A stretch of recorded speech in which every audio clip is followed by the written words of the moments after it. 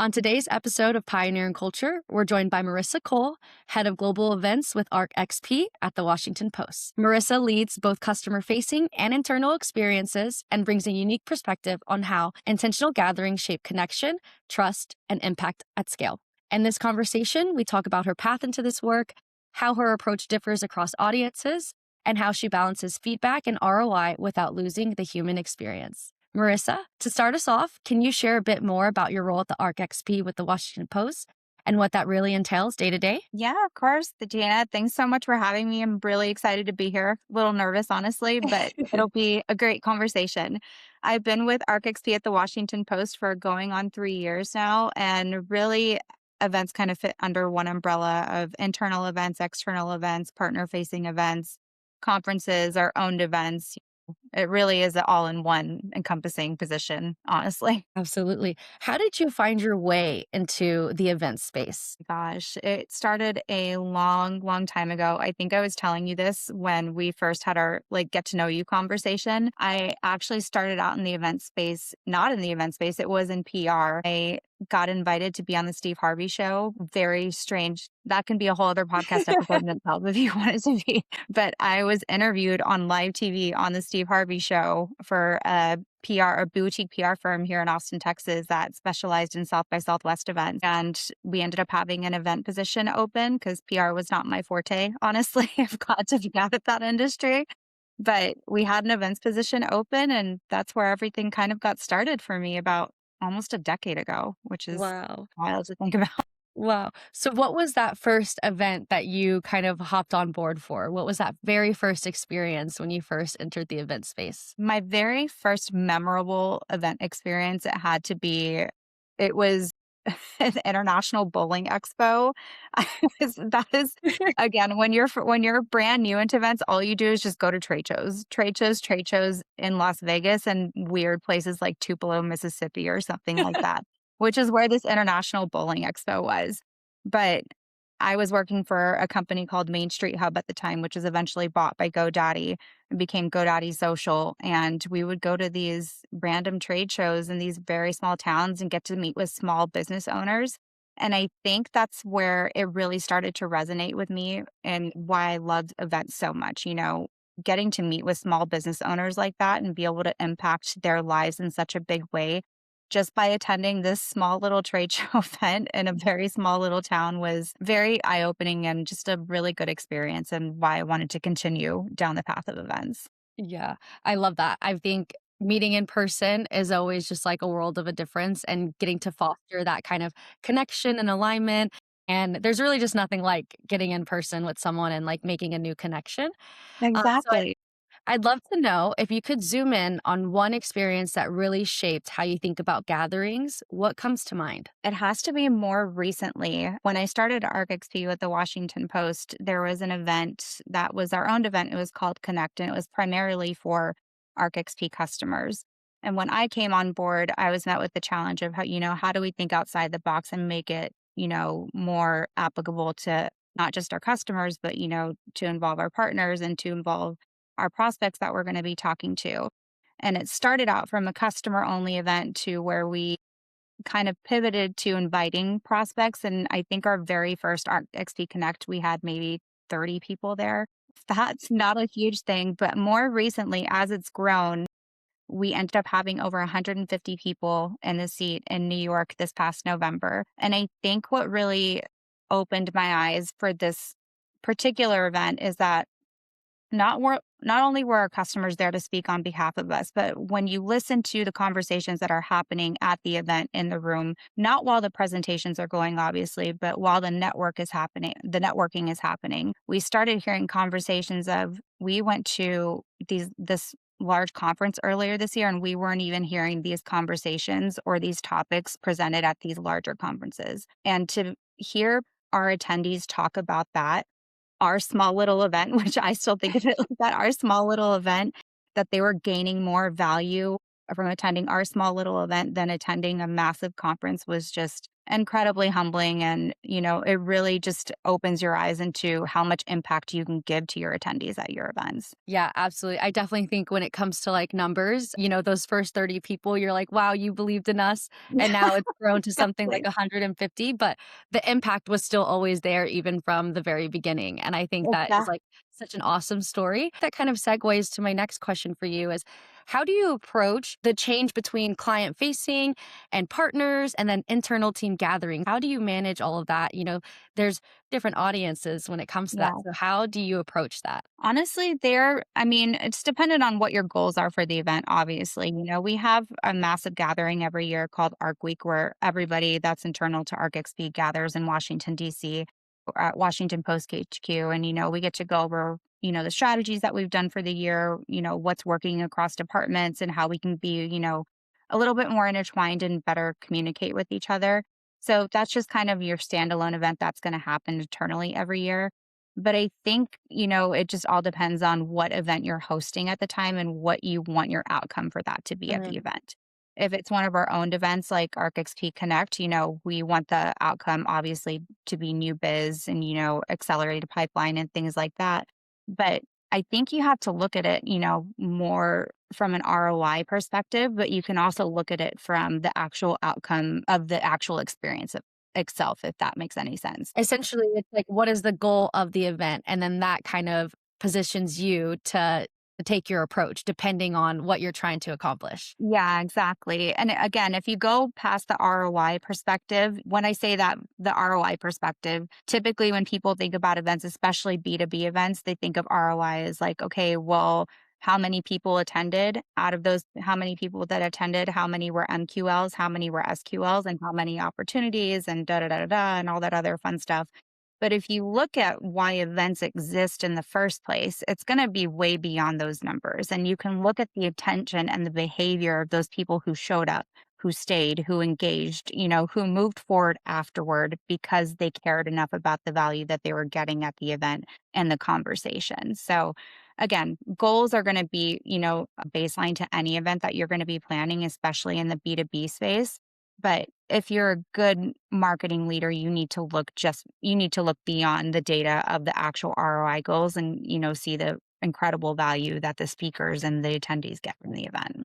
Yes, kind of those in between moments that maybe the numbers can't really measure, but you had that event of 150 people that were like, we just came to this and had these amazing conversations. That's a measure in itself of the success in the event. And so Exactly.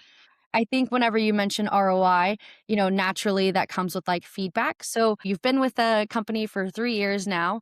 When you are kind of intaking feedback and ROI, what do you think about for your next event and how do you pivot without losing the attendee experience? Yeah, definitely. So I think feedback is most valuable when it's contextual and reflective, if that makes any Mm. sense. So, it's kind of a part of the event process. You gather your feedback after the events, once people have had time to process. I always say for my best practice, I'm not going to send an event survey that same day or even the day after the event. I'm going to give people like the weekend to think about it, especially if your event's held on a Thursday, and then send that feedback the Monday after the event. That way they'll have time to be able to reflect and actually give good, informative feedback for that process.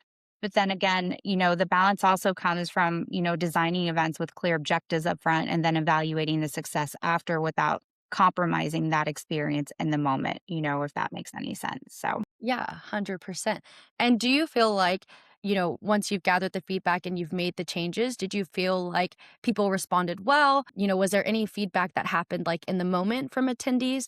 Can you tell me a story about that? oh my gosh, I recently just posted on LinkedIn and I had no idea that I'm not going to say viral. That is not the way to describe it. But so many event professionals liked this post where I said, please do not give me, if you're internal, I want to make that notion very clear because if you're an attendee at my event, come up to me, come give me feedback. I welcome that from my attendees. However, if you're internal, do not come up to me and give me feedback during the event. I promise you, I'm already scrutinizing myself way more than you ever could. But, feedback all around is so important. I'm going to say this internal at the right time, not during the event, but also external feedback. Internal, it's important because you're working with your team so closely on a day-to-day basis, making sure the format is correct, that you have the right speakers, that you have the right topics, and that overall your event is aligning to the company goals that you have set for that quarter or for the remainder of the year. However, I think the external feedback is a lot more important because those are the people that are actually going to be attending for your events. I still feel like internal feedback has that little bit of bias always at the back of their head of like, no, we didn't get that many opportunities from this event, so it's a bad event. Or Mhm. no, we didn't get as many new biz leads that we get, so or that we normally get, so it's a bad event. But again, that's where my point earlier comes into play of like, you need to have that good balance of like, yes, ROI is important from a data standpoint, but you need to be able to see what value you're driving from your actual external attendees itself. And that's going to be most important. Mhm. I think that's such a powerful, like, leadership view, just because I think whenever these events take place, ROI and feedback, that's always, like, top of mind, and it's like, "What's the budget?" "Did we make our return on the money?" But at the end of the day, sometimes a lot of these, like, events, it's, like, about the human connection and experience that you're curating that you can't really get anywhere else or, virtual. Exactly. Yeah. And again, you win some, you lose some. It's all about testing and, readjusting, but life Yeah. goes on. Definitely. And whenever you say testing and readjusting, can you think of like one maybe big kind of pivot that you made based off feedback and ROI that you saw like an impact at the next event that you hosted? Yeah, of course. I remember, again, I'm going to keep on referring back to ArcXP, obviously, because this Yeah. is my current position. My first year, we were doing any and all events, honestly. People knew who we were, but we still weren't very well known in the space, honestly. But after that year one, when I had joined, we really took a step back and evaluated our event strategy and kind of did instead of a one to many approach, we did a one to few to where we know these are where the people that we need to be speaking with are going to be in these specific events in these specific regions. So maybe we kind of go all in on those events instead of going to like every event under the sun just to be able to get our brand out there essentially. So I think one in particular is the conference NAB, the National Association of Broadcasters. My first year here, we ended up having a tiny little booth space. And what ended up happening is, we're not really a company where booth traffic is kind of relevant for us. It doesn't really work for us. What does well for us is being able to reach out ahead of time, be able to set those meetings on site months in advance, and, be able to curate a fun experience, especially when it's in a place like Las Vegas for people to come and be able to meet us there. So we went from first year in 2023, I think it was, from going into this little booth and kind of hoping and praying people would stop by to last year, having a hospitality suite where we set meetings and, kind of gave people this more comfortable experience to be able to speak with us outside of the show floor to a main stage presentation featuring our CTO, Joe Crony. So shout out to Wow. him, main stage Joe Crony is what we like to call him. From, the hospitality suite to being on the main stage to hosting an incredible happy hour, which we had I don't want to call him a magician. I think he was a mentalist, but Going going from, having a tiny little booth space to like, "Hey, this is the right event for us to be at," but we're not necessarily showing up in the right way and pivoting from, again, the booth space to 3 events and essentially 1 show is a fun look back on what worked for us. Yeah, I think that story is really powerful to not being tied to doing something one way, that Yeah, may be like, oh, this is industry standard and it's the right way to do things, quote, but then it's like pivoting and it's like, actually, we did something totally different and it just landed. And I think that is something really powerful to take away for sure. yeah, absolutely. And then I would love to just ask, what role do you think intentional gatherings will play as teams kind of continue to evolve in a remote first environment? Oh my gosh, I think I'm seeing all over LinkedIn right now and all the event newsletters that I subscribe to, like, events are gonna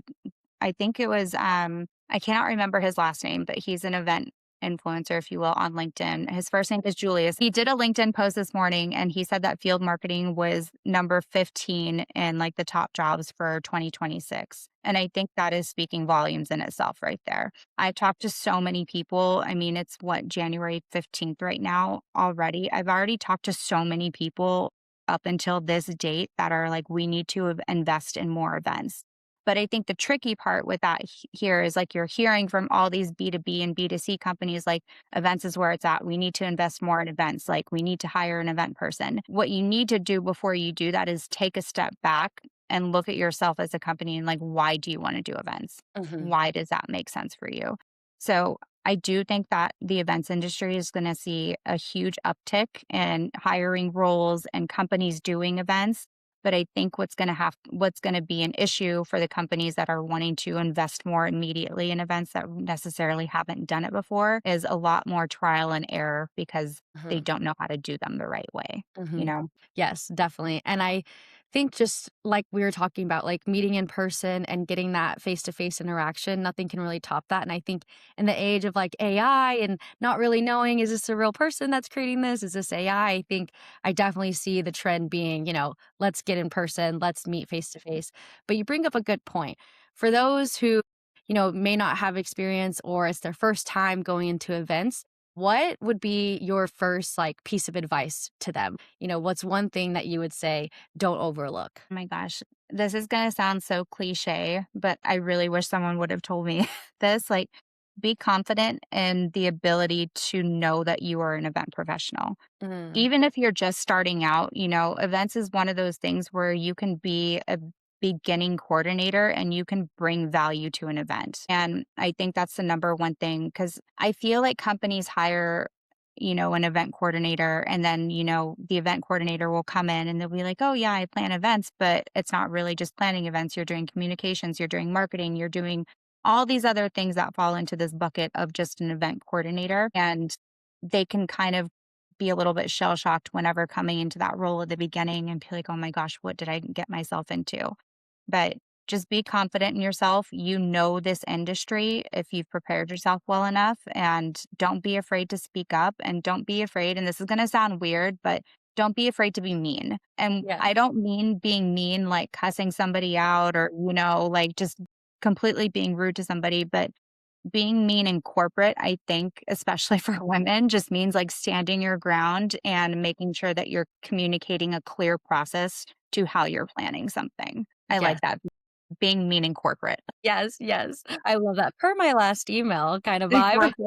I definitely think confidence is everything. At the end of the day, they hired you to be the event professional and just, leaning into that, knowing that, hey, I'm in this role for a reason. Trust me, I'm the professional for this. I think that's a great piece of advice. Yeah.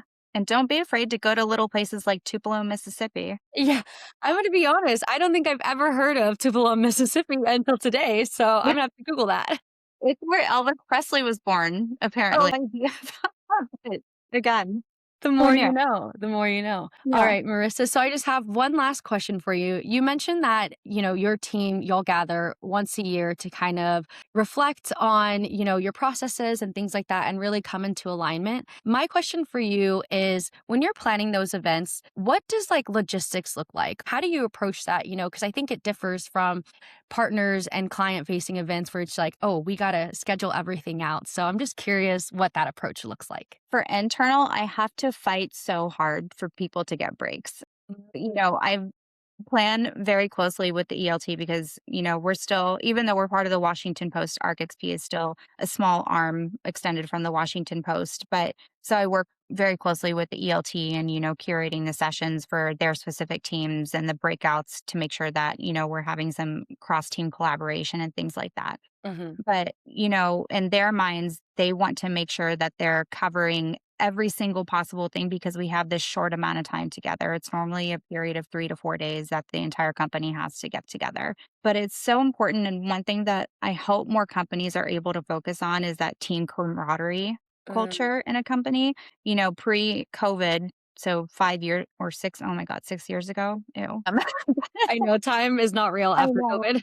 Yeah, but, there was the time of, like, company holiday parties and, like, company picnics, and, I still remember growing up and going to my dad's company picnic with him and him having Santa Claus at his office when I was little, and my husband's corporate holiday parties were incredible, and no one does that anymore. So, what I wanna challenge everyone in events is to really push, their ELT teams to focus more on culture and camaraderie. I know budgets are tight. I know the economy is A whole other conversation. Whole other conversation, honestly. But if you're already there in person together, make that tiny little bit of extra effort. If the budget can swing it, make that, not, it doesn't even have to be that expensive, but just let your team get to know each other and get to know the real them and have fun with them. Cause we're in such a remote work environment right now across the board. Getting together in person and seeing people's personalities in person and interacting together will help remote work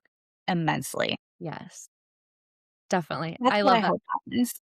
Yes. Okay. Last follow up question, just because I think your answer was so great. I have to dive deeper. So, with the remote first team, how do you kind of encourage that camaraderie and that, we're all working towards the same goal? How do you get that done? It all comes from me meeting these people in person initially. Honestly, like that's what it is. I remember we had a salesperson start 2 weeks before NAB last year. Oh, And wow. again, NAB is a week-long conference in Las Vegas, and if you spend more than 2 days in Vegas, like, God bless Good luck. you. No one should spend that long in Vegas, but, it was my first time meeting this person, and, my very first time meeting him was not on the show floor, was not at our hospitality suite, not at our happy hour, but it was, "Hey, let's all go grab drinks and dinner before the event kicks off and, like, just have a fun night together." It's a Yeah. very fun night, but I mean, everything in, like, that camaraderie and that relationship building, that's where it starts off of. I'm not gonna just go up to the salesperson and be like, "Hey, what are your targets? What are your goals? What do you want? What do you expect out of this event?" Hmm. That will come later. That all I mean, obviously, like, that's part of the job description, but I keep up, those relationships with my peers because I've met them in person and because we can talk about things other than the company that we work at. Right, right. We get to know each other, a little bit more on a Exactly. personal level and just have that human connection. I think that's just what everything kind of boils down to when you're finally face to face with someone is, you just build that naturally. It's something that happens. Yeah. Yeah, and it also helps too when you have to have the tough conversations, like, Mhm, to mhm. that extent, I've had this exact same salesperson feel comfortable enough to come to me and be like, "Hey, I don't think we had enough lead time on this event, or can we pivot and do this event in a different way?" And again, it opens up the floor for the good conversations, but also the tough conversations too, which are super important. Yes, definitely. And, I know we talked about feedback and ROI earlier, but, establishing that human connection does give them the room to kind of pull you aside and say, hey, I was thinking about this. I think we could do it better. And I think that's super important in an industry like this. Exactly. Awesome. Well, Marissa, those are all the questions that I have for you today. I want to thank you so much for your time and coming on the Pioneers in Culture podcast. Thank you so much for having me. It was a blast. This episode was brought to you by Retreats and Venues. When your team is spread across the world, your offsite matters more than ever. We make it seamless. Take our quiz today to get started.